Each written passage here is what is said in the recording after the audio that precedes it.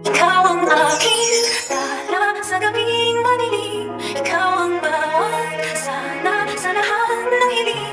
Sa ilang mundo sa saya, tunay na ikaw pa rin. Sagot sa akin. Narito na nga ang ating pakabangan ngayong Sabado sa Abot Kamay na Pangarap. Nagtulong-tulong na nga ang mga ito na hanapin itong si Moira at naghihiwalay at magkasama itong si Lynette at itong si Doc Lindon at itong si Annalyn at itong si RJ. At hindi naman sumama itong si Zoe dahil masama daw di umano ang kanyang pakiramdam. At dito nga na tinawagan ni Carlos Benitez itong si Zoe na wala na daw ang kanyang ina doon sa Nagoya o doon sa Mount Fuji dahil nandyan na raw sa Nagoya Hotel.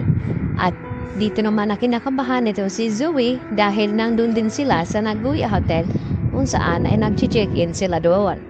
At dito nga na sinabi ni Carlos na hintayin na lamang ang tawag ni Moira. At dito rin, maya-maya may tumawag kay Zoe at ito na nga ang kanyang ina. At ibinalita na napakaganda daw dito sa Japan at nagulat itong si Moira nang sabihin ni Zoe na nandito din siya sa Japan upang hanapin daw siya. At dito naman na nagsabi itong si Moira na magte-text daw siya upang makipagkita dito kay Zoe nang sa ganon ay makausap niya ang kanyang anak. At dito naman na nagpatawag itong si RJ na mga kababayan at humingi nga ng tulong upang matulungan sila sa paghahanap nga dito ni Moira dahil hindi nga nila nakita doon sa Mount Fuji itong si Moira. At dito nga na nagpaalam itong si Zoe na mag-restroom dahil nag-chat na nga sa kanya itong si Moira na sa may fountain nga daw siya.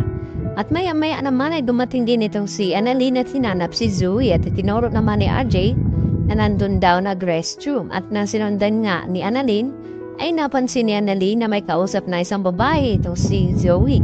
Nakala ni Annalyn na baka si Moira daw ito. At dito naman na sinubukang mag-deny dito ni Zoe. At hanggang sa hindi nga nila ito na pansin nitong si Moira. Samantala, tinatawagan naman ni Moira itong kanyang umayos na mga papeles na madaliin. At hihintayin niya itong passport daw di umano ni Zoe. Dahil hindi papayag si Moira na hindi daw niya maisama sa pagdaka sa itong kanyang anak na si Zoe at gawin daw ang lahat. Subalit nagpukuminit naman ito si Zoe na hindi talaga sasama kay Moira dahil hindi niya kayang iwanan ang buhay niya doon sa Pilipinas at ang kanyang trabaho bilang doktor. At ito namang si Giselle nagtungo naman sa presinto upang kausapin ito si Dax at tanungin na kung bakit nasa Japan ito si Moira at tinanggi naman ni Dax na wala daw siyang alam doon.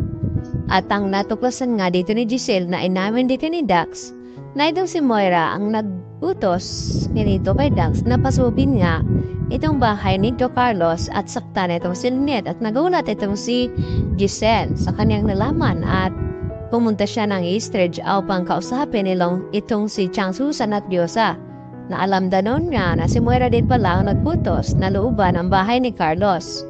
At dito naman na biglang dumating itong si Carlos at tinanong itong si Giselle na tama bang kanyang narinig na si Moira ang nagutos na nakawan itong si Carlos at saktan si Lynette. At nagulat nga na husto itong si Carlos sa kanyang mga nalaman na nagawa niyang tulungan itong si Moira sa kabila ng nagawa nito sa kanila ni Lynette. At dito nga nalaman ni Lynette ang ginawa ni Moira na siya ang nagbutos na pasukin ang bahay ni Carlos. Kaya nagalit si Lynette at pinagdarasal niya na sana raw ay lahat ng karma na ginawa ni Moira ay babalik sa kanya dahil patong-patong na nga ang kasamaan ni Moira. At dito naman ay hindi makatiis ito si Zoe na sumagot na mami niya pa rin daw ang kanilang pinag-uusapan. At dito rin na sumagot si Lynette na akala ba daw niya kaya siya sumama itong si Zoe sa Japan upang tulungan sila sa paghahanap kay Moira upang mahuli nga ito. At agad naman na tahimik ang lahat. Kaya yan naman ang ating pagkatutukan bukas kung dito nga pa mabibisto itong si Zoe sa kanyang pagsisinungaling na wala nga siyang alam dito sa mga sinasabi ni Lynette at Annalyn. Yan po at marami pong salamat.